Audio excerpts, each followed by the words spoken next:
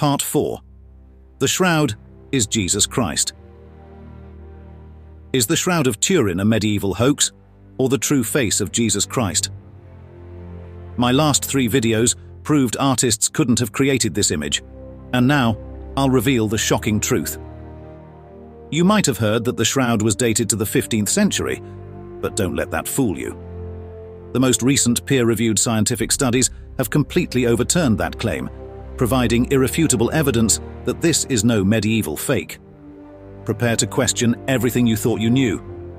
The facts are in, and they're more convincing than the evidence the tomb of King Tut is King Tut's tomb. This isn't about blind faith or mere belief. It's about cold, hard, scientific proof. If you're ready to have your perspective shifted, keep watching. What you're about to learn will change the way you see the Shroud of Turin forever.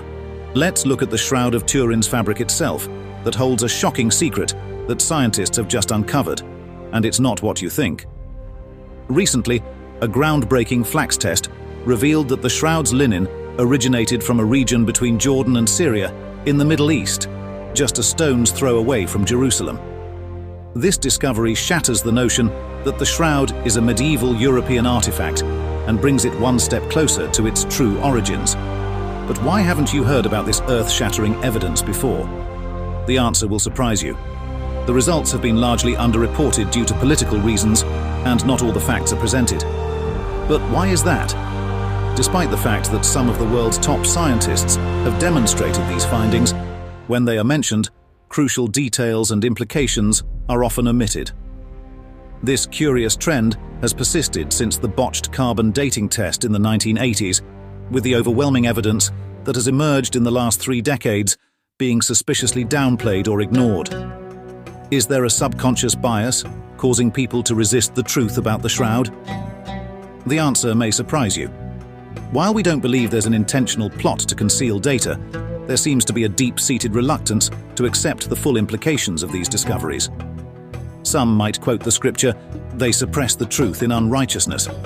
But in simpler terms, it's a subconscious rebellion against the truth, a mental block that prevents many from embracing the facts, even when they're staring them in the face.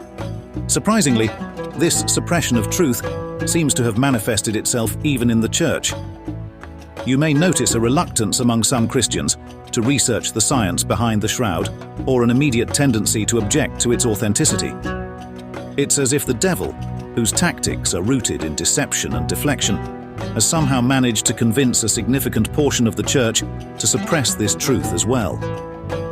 Despite millions of Christians believing that the shroud bears the image of Jesus, and many respected Christian speakers endorsing its authenticity, there remains a perplexing resistance to fully embracing this incredible evidence.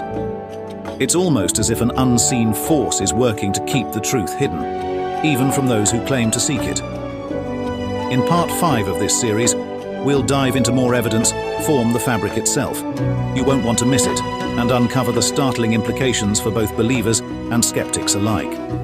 Ironically, the phrase "shrouded in mystery" means to conceal or cover up,